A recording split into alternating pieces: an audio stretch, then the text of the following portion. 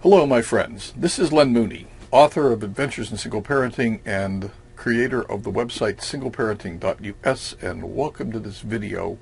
Today I'm sitting in my RV. I'm in Campland by the Bay in San Diego, if any of you know where that is, and it's a pretty nice day out there. The sun's out now, just finally came out. It's been overcast most of the day. It's warming up, and it's just beautiful. We're right on Mission Bay in San Diego. Today I'd like to talk to you about a topic that just came to my attention recently, and it's called Sexploitation or Sextortion, and it affects teens. It's affecting a lot of teens, many more than you might imagine in the country, and it's something that you need to be aware of.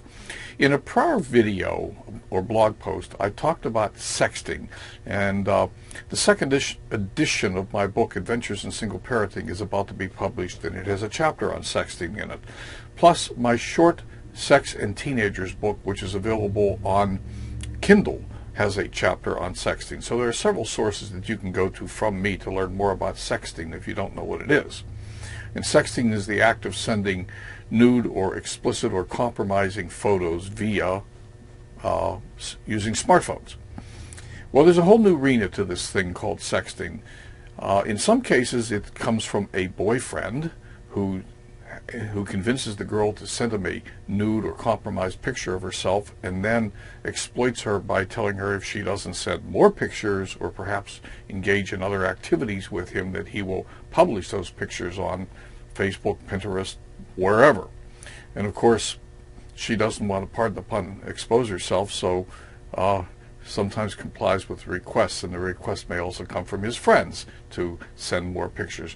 But the more insidious one is coming from predators online who are able to track down people who send text or send compromising photos of themselves and extort them, and in some cases extort them for pornography, for personal reasons, etc. In the text below this video and in the text on my website, I've given you a couple links to go to. One to an Examiner.com article that talks about this situation, and another to a list of recent headlines that talks about sextortion or sexploitation.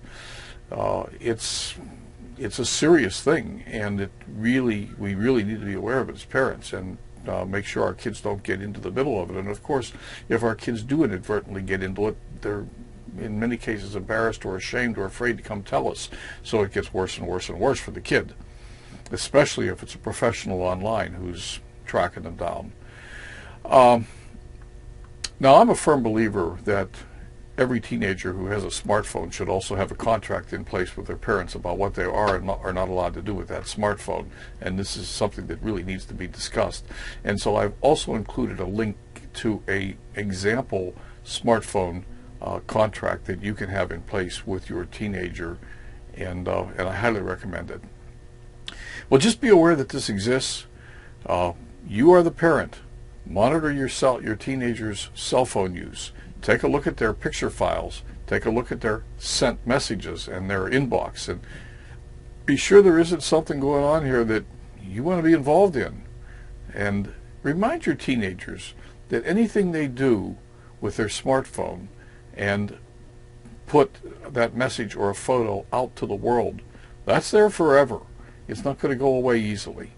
And especially if it ends up on, say, Facebook or some other social media. Well, that's all for today.